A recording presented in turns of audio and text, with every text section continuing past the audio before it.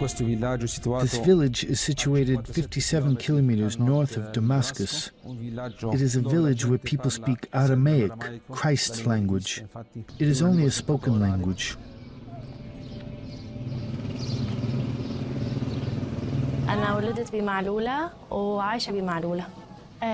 was born in Malula, and I currently live in Malula. Yes, I speak Aramaic. We have been exposed to danger on many occasions. First, when they kidnapped my husband. Then, we were thrown out of our homes and driven into exile. And thirdly, when our next of kin and other relatives died as martyrs, like my maternal uncle. I was born in Malula, and I have always lived in Malula. I carry out household chores, sweeping, cleaning, cooking. We are 4 girls and a boy who died a martyr. We were sleeping when they came upon us, at 5:45. They started to shout, Allah Akbar, God is great. They attacked the border guards, and then they entered the heart of Malula. I was very scared because I was expecting my first child. I was more afraid for him than for myself. My husband was on his way to the farm when an armed band assaulted him and kidnapped him. They called me on my cell phone and told me that my husband was with them, with the Free Syrian Army. I asked to speak with him, but they didn't let me. They hung him from the ceiling by his hands. Once suspended in midair, they started to hit him. They beat him. First, for being a Christian, and secondly, for supporting the Syrian government.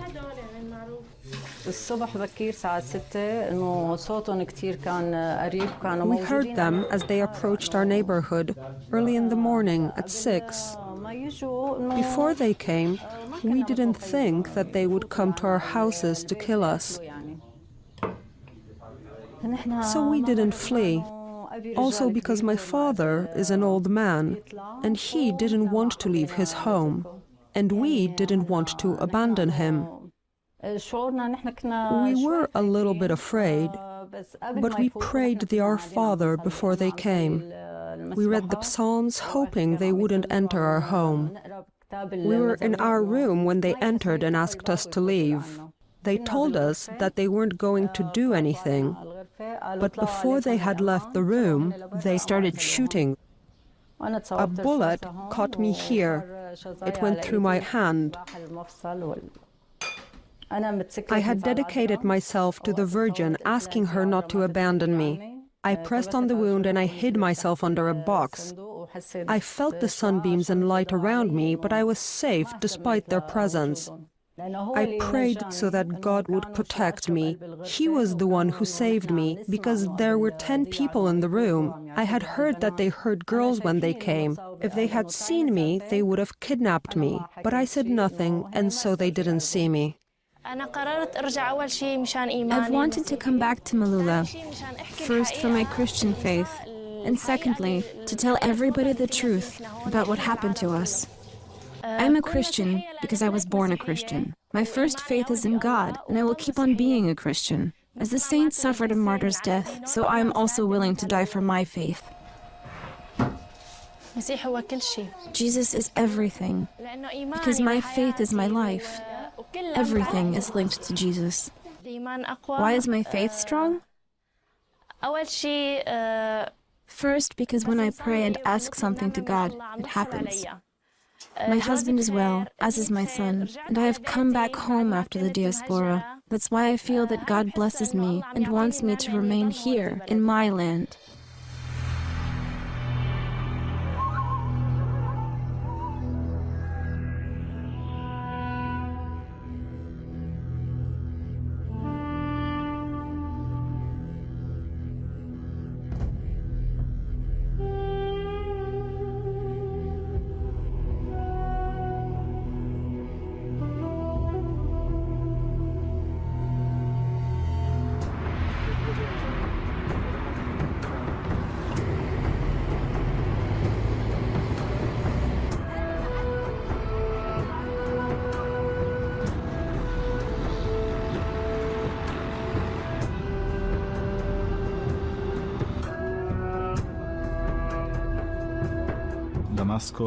Damascus is the oldest capital in the world that has been continuously inhabited. We are here in Damascus's old town, where there are historical monuments which hark back to the first church. We are near Bab Tuma, St. Thomas's Gate. This quarter has traditionally been Christian, but there is also a Muslim presence. Christianity started here. It is true that the incarnation happened in Palestine, but Christianity, with St. Paul, has taken on universal proportions here. We live in Damascus, in Bab Tuma Square.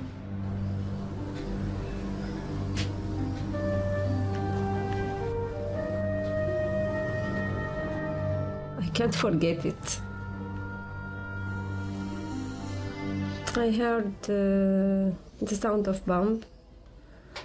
I ran to the school. I found my son in the ground. The blood full of her face and body. I took them to the hospital, but he died before we get to the hospital.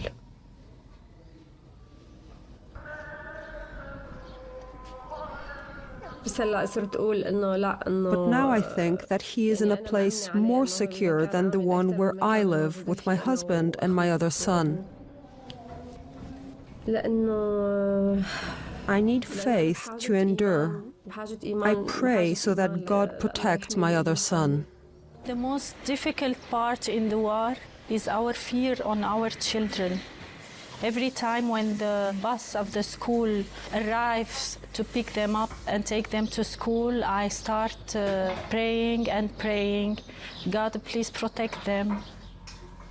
The Christians in this country has done a lot in the development of this country, in the good things. We have many scientists, poets. They are all Christian and they've done a lot during thousands of years to Syria.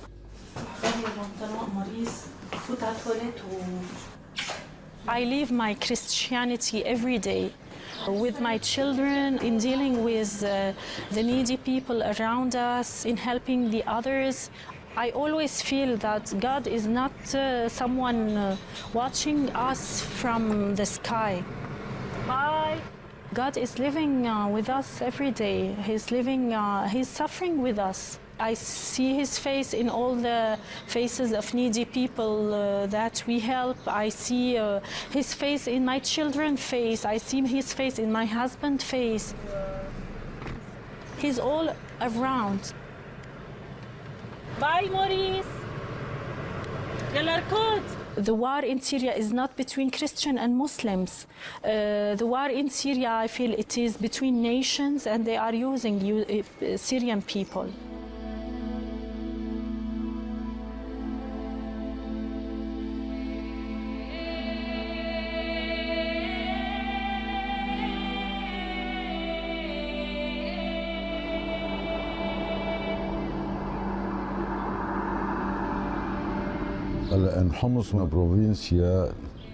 Homs, which is Syria's biggest province, had at least 500,000 Christians.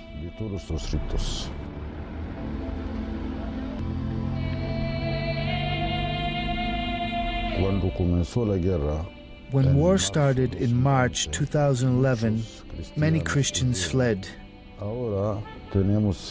Now we are approximately 100 to 150,000 Christians in the city of Homs.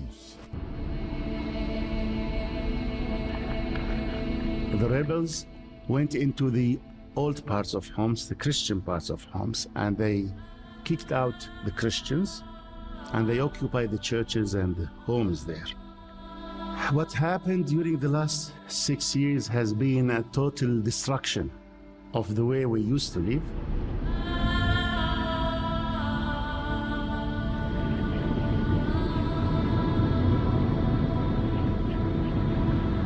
I now live in Pharaohs near Homs. I used to live in Al Karatain, and my home is in Al Karatain. First, they kidnapped us, and then they threw us out, and we had to go into exile. And so later we came here. We used to have a normal life, a good life. It is true that it was mixed, but it was a normal life. There weren't any problems. I don't know the exact number, but the city was big. Around 17,000 people lived there. Al-Qaryatain was occupied by Daesh for months and months. Most of the people left. Only 250 stayed in Al-Qaryatain. They could not run in time. So Daesh comes in. They lead all Christians to a place, one place, a hall, big hall. They gathered all the Christians in a house. We were 271 Christians. We slept one night, and early the following morning, they picked the men and the young and brought them to the mountain, to the phosphate deposits. First, they humiliated us because we were Christians. They told us that we were non-believers, that we didn't have a faith, that we had to convert to Islam. From time to time, one of them would come and preach to us about the Muslim religion. I don't change. I'm a Christian. We prayed and prayed. We prayed in our hearts. When 3 or 4 of us gathered, we prayed quietly to avoid being heard. That we had spent about a month in the mountains, after which we were returned to our homes. But when we were brought back to Al Karatain, it turned out that I was one of the girls claimed for Daesh. My family was settled in various houses, whilst I was locked up in a prison. God was near us, and we felt Him every step of the way. Marlene, our patron saint, the one I told you about, didn't abandon us. They took us outside and brought us to Metla a week later.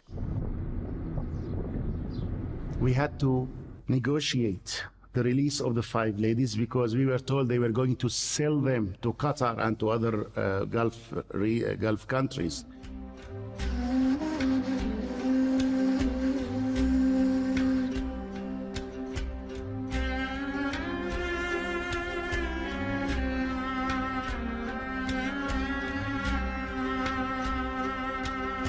Wadi al-Nasara, the Christian valley, is mostly inhabited by Christians. Its many villages are very beautiful, full of nature, water, and simplicity. There are a lot of people. I don't know exactly how many. We were at home, in the village beneath the castle walls. Suddenly, armed men came and laid siege to the church. Father George was kidnapped, and after a while, also Father Bassam. We were very afraid, especially for our daughters. We spent 3 years in fear. I was really scared of someone coming in for our 3 girls and me. There was fear that something might happen to the priests. Many things were destroyed. Armed men brandishing weapons above their heads surrounded the church. They threatened them with everything. We looked for intermediaries to liberate them. I wasn't angry with God. I felt that God wanted to liberate us. I married an Orthodox priest because I wanted to live a good life with him. My faith, after what has happened, remains unchanged. Now we pray. We have more faith than ever before. We pray every day and put our faith in God. War is a difficult test. As the Gospel says, it is fire that tests our faith. It reveals the heart. Il cuore.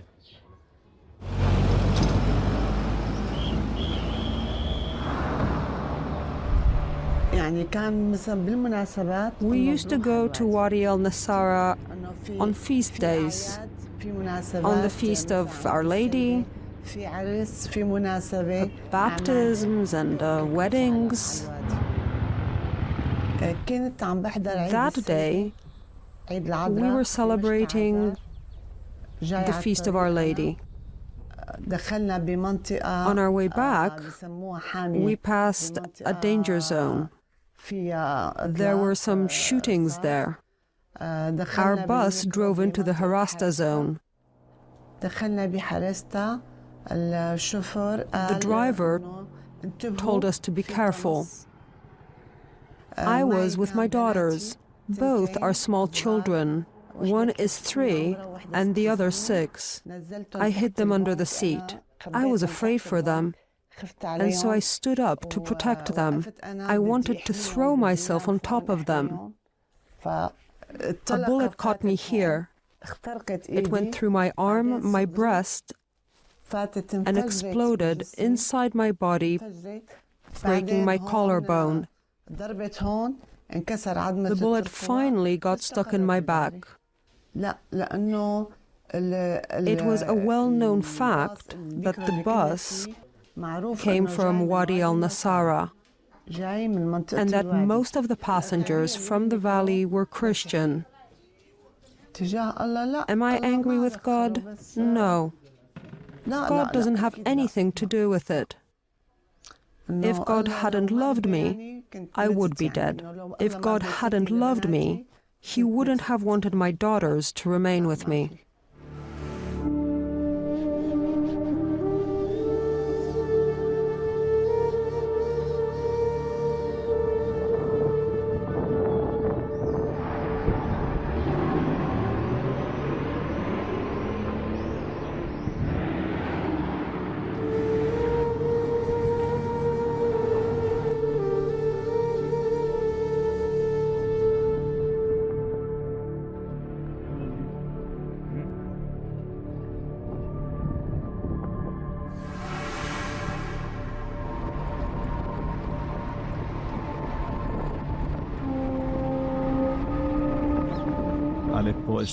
Half of Aleppo has been occupied by rebel groups.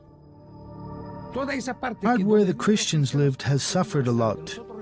We had some missiles that took out one of the cathedral walls and wrecked the stained glass windows.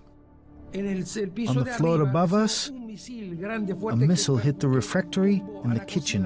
It destroyed everything. Before the war, there were 180,000 Christians of every denomination. We don't have accurate statistical data because a family leaves almost every day. But more or less, 40,000 Christians remain.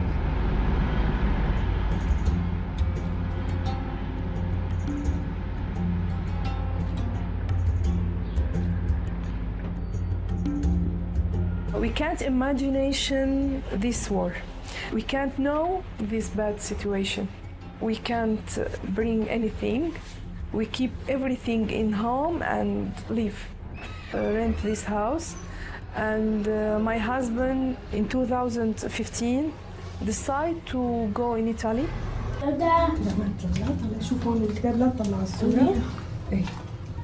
They don't like us. They don't like the different. And we are different.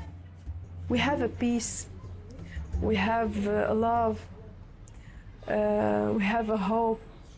But maybe different people don't like these good things.